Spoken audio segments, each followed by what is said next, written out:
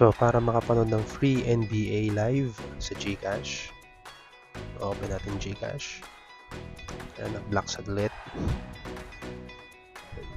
Lagay natin ang PIN number natin.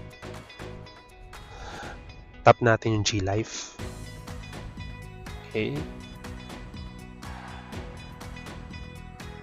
Ayan, nag-load lang siya. Saglit lang.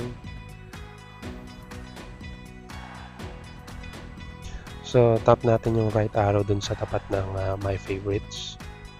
Then, type natin sa search box is Arena Plus. O Arena pala.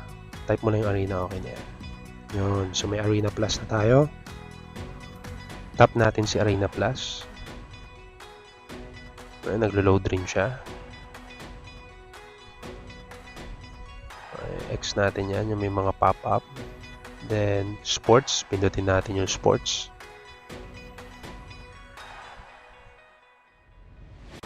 Loading. Tapos, itap natin yung basketball.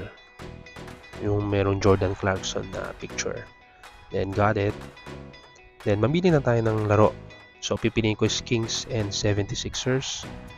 And then, tap natin yung orange na play button dun sa may taas. Ayan. Yan na po mismo yung live.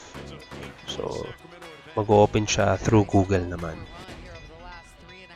So, by the way guys, no, kailangan fully verified yung GCash nyo para magamit nyo itong Arena Plus sa panonood po ng NBA Live. Guys, if you like this video, kindly hit on like and subscribe to our channel. Maraming salamat po. Till next time.